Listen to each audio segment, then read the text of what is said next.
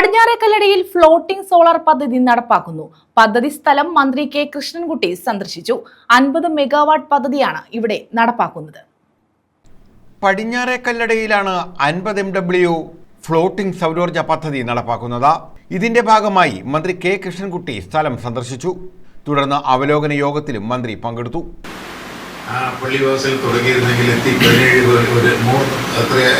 4 കൊല്ലത്തിൻ്റെയാണ് അതിൻ്റെ വിചാരിച്ചത്. ഇത്രയും നഷ്ടം ആര് നിർവഹിക്കണം?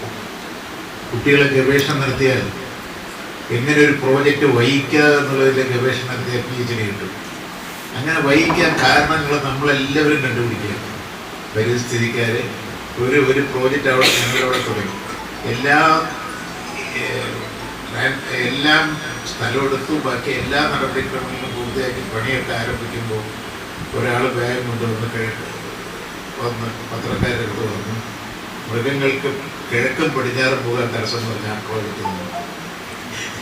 അങ്ങനെ ഏതെല്ലാം സ്ഥലത്തിൽ നമുക്ക് അതിന് നമ്മളെ പരിസ്ഥിതി ഹൈഡൽ പ്രോജക്റ്റിൻ്റെ പരിസ്ഥിതി പറയുമ്പോൾ നമ്മൾ വാങ്ങിക്കുന്ന ഇലക്ട്രിസിറ്റി എവിടെ നിന്നാണ്? ഇല്ലേ, ഇവിടെ നിന്നാണ് കൽക്കരിയിൽ നിന്ന് ഉണ്ടാക്കുന്നത്. അതിൻ്റെ പൊല്യൂഷൻ എത്ര വലുതാണ്? അതേപോലെ മോട്ടോർ വാഹനത്തിൻ്റെ പൊല്യൂഷൻ എത്ര വലുതാണ്? അതൊന്നും ആരും ചർച്ച ചെയ്യുന്നേയില്ല. അപ്പോൾ നമ്മുടെ ഒരു പ്രോജക്റ്റ് നമുക്ക് സമയത്തിന് പൂർത്തിയാക്കാൻ, ഞാനതുകൊണ്ടാണ് ഡെപ്യൂട്ടി സിയുടെ സംസാരിച്ചിട്ടുള്ളത് അറിയുന്നത്. കോവൂർ കുഞ്ഞുമോൻ MLA അധ്യക്ഷത വഹിച്ചു. നമ്മൾ നിരന്തരം ബന്ധപ്പെടുന്നത് കൊണ്ട് 2-3 ട്രിപ്പ് പരിപാടി മാറ്റിവെച്ചതുകൊണ്ട് നമുക്ക് ഇന്നാണ് അതിനുള്ള ഒരു സൗകര്യം കിട്ടിയിരിക്കുന്നത്. എന്തായാലും വളരെ സന്തോഷം തോന്നുന്നു.